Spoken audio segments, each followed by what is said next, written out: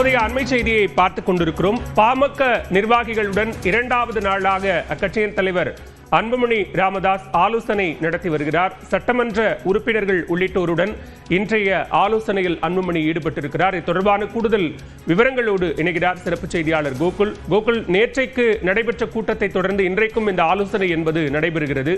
என்ன முக்கியமான விஷயங்கள் விவாதிக்கப்படுகிறது? பாமக தலைவர் அன்புமணி ராமதாஸ் இரண்டாவது நாளாக மாவட்ட நிர்வாகிகளோடு ஆலோசனை நடத்தி வருகிறார்.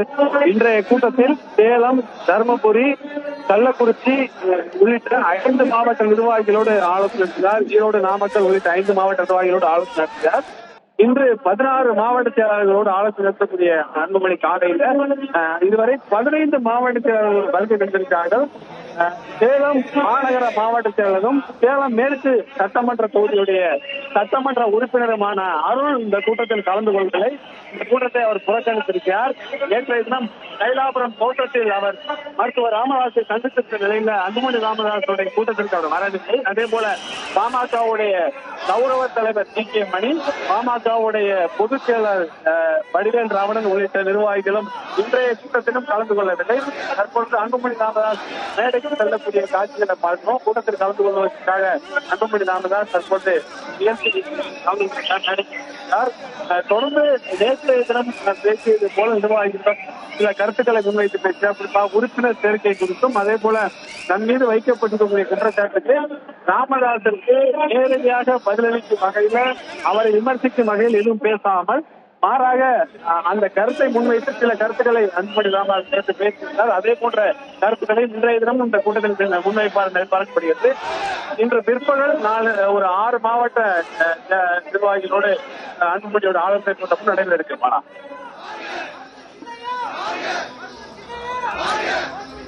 விவரங்களுக்கு நன்றி கோகுல்.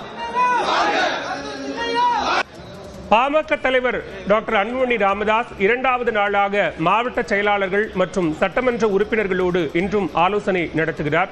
நேற்று காலை மாலை என 2 பிரிவுகளாக பல்வேறு மாவட்ட செயலாளர்களுடனான ஆலோசனை, உறுப்பினர் புதுப்பிப்பு, உறுப்பினர்களுக்கான அடையாள அட்டை வழங்கும் நிகழ்ச்சியில் அன்புமணி பங்கேற்று பேசினார். டாக்டர் ராமதாஸ் முன்வைத்த பல்வேறு குற்றச்சாட்டுகளுக்கு பதிலளிக்கும் வகையில் நேற்றைய கூட்டத்தில் டாக்டர் அன்புமணி ராமதாஸ் பேசிய நிலையில் இன்று இரண்டாவது நாளாக இந்த ஆலோசனை கூட்டம் தொடர்கிறது. இன்றைய கூட்டத்தில் சட்டமன்ற உறுப்பினர் அருள் மட்டும் பங்கேற்காத நிலையில் 2 சட்டமன்ற உறுப்பினர்கள் பங்கேற்றிருக்கிறார்கள். மாவட்ட செயலாளர்கள் சேலம், தர்மபுரி, கள்ளக்குறிச்சி, நாமக்கல், ஈரோடு ஆகிய மாவட்ட நிர்வாகிகளும் இந்த கூட்டத்தில் பங்கேற்றிருக்கக்கூடிய நிலையில் அவர்களோடு டாக்டர் அன்புமணி ராமதாஸ் இன்று ஆலோசனை நடத்தி வருகிறார்.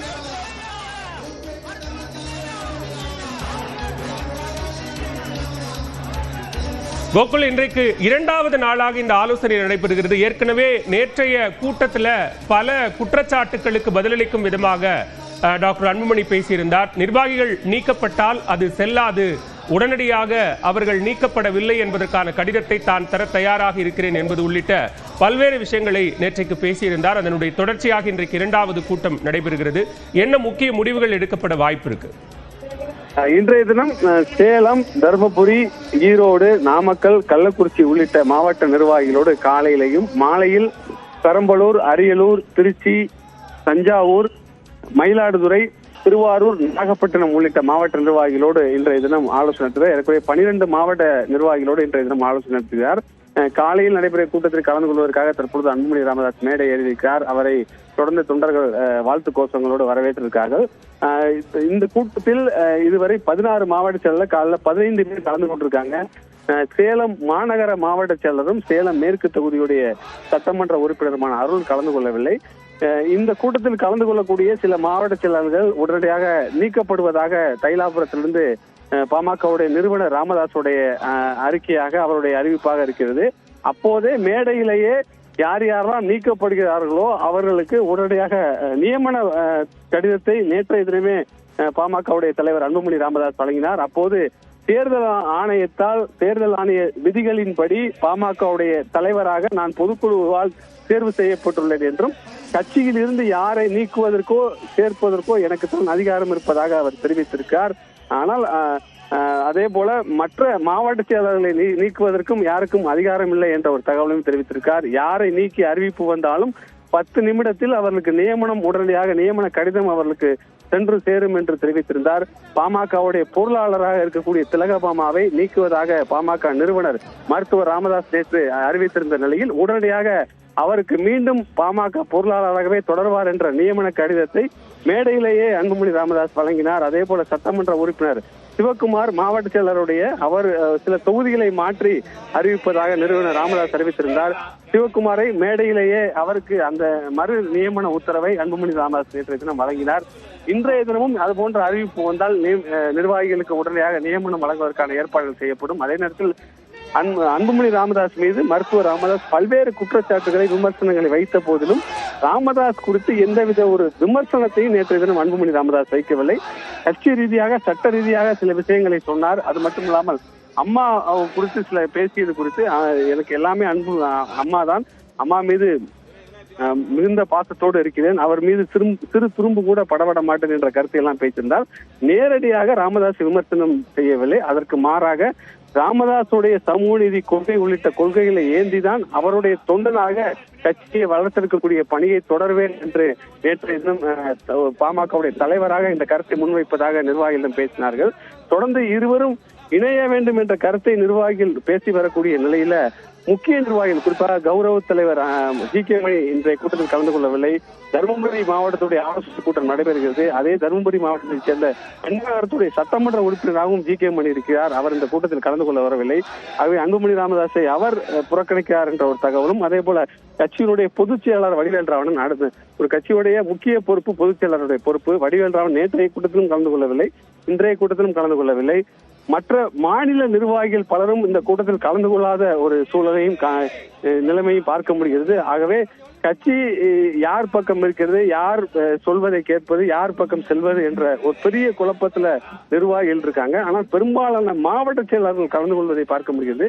நேற்றைய கூட்டத்திலையும் பெரும்பாலான மாவட்ட செயலர்கள் கலந்துக்கிட்டாங்க. இன்னைக்கும் நடைபெறக்கூடிய கூட்டத்துல பெரும்பாலான மாவட்ட செயலர்கள் கலந்து கொண்டு போகக்கூடிய ஒரு நிலைமை இங்க இருக்கக்கூடிய தகவலா இருக்கிறது. பாலாம் கோகுல், ஒரு பக்கம் தலைவர் அன்புமணி ராமதாஸ் இதுபோன்ற நடவடிக்கைகள், கூட்டம், உறுப்பினர் புதுப்பிப்பு, மாவட்ட செயலாளர்களுடைய ஆலோசனையை நடத்துகிறார். மறுபுறம் டாக்டர் ராமதாஸ் ஆடிட்டர் சந்திப்பு, அதே நேரத்தில் புதிய நிர்வாகிகள் நியமனம் உள்ளிட்ட நடவடிக்கைகளில் ஈடுபடுகிறார்.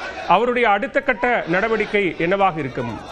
நிச்சயமாக, அதாவது சட்ட ரீதியாக எந்த மாதிரியான பிரச்சனைகள் இருப்பதை அவர் தொடர்ந்து அன்புமணி ராமதாஸ் அது குறித்தெல்லாம் ஆலோசனை நடத்தியிருப்பதாக நமக்கு தகவல் வெளியாயிருக்கிறது.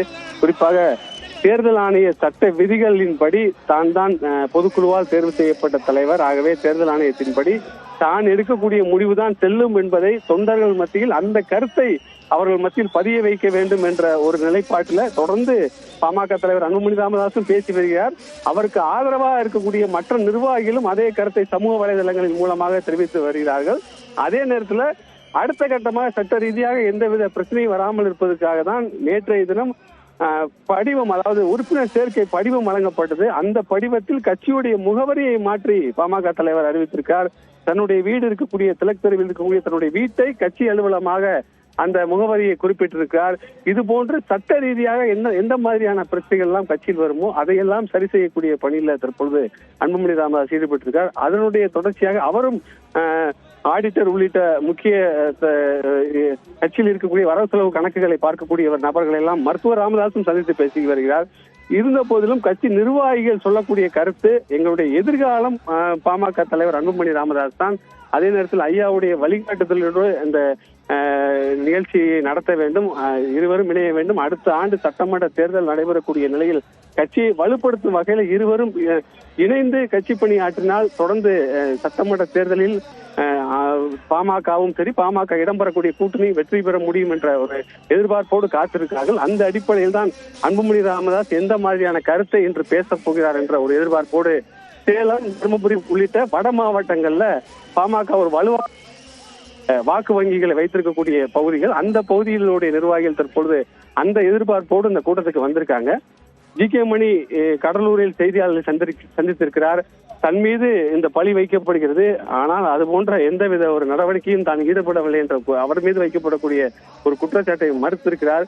இருவரும் இணைய வேண்டும் என்பதுதான் ஆசை. தொடர்ந்து இருவருக்கான சேர்ப்பதற்கான முயற்சியில தொடர்ந்து ஈடுபட்டு வருவதாக ஒரு கருத்தையும் ஜி.கே. மணி தெரிவித்திருக்கிறார். ஜி.கே. மணி, அருள் உள்ளிட்ட முக்கிய நிர்வாகிகள் இன்றைய கூட்டத்தில் கலந்து கொள்ளாததும் ஒரு முக்கியத்துவம் வாய்ந்ததாக பார்க்கப்படுகிறது. இரண்டாவது நாளாக மாவட்ட செயலாளர்கள் மற்றும் சட்டமன்ற உறுப்பினர்களுடனான ஆலோசனையை பாமக தலைவர் அன்புமணி ராமதாஸ் மேற்கொண்டு வருகிறார். சோழிங்கநல்லூரில் உள்ள தனியார் மண்டபத்தில் நடைபெற்று வரும் கூட்டத்தில் நேற்றைய தினம் உறுப்பினர்களுக்கான புதுப்பிப்பு மற்றும் அவர்களுக்கான புதிய அடையாள அட்டை வழங்கும் நிகழ்ச்சி நடைபெற்றது. இதனைத் தொடர்ந்து காலை மாலை என இரு வேளைகளாக மாவட்ட செயலாளர்களுடனான ஆலோசனை நடைபெற்ற நிலையில் இன்று இரண்டாவது நாளாகவும் இந்த ஆலோசனை தொடர்கிறது. சிறப்பாக செயல்படுங்கள்.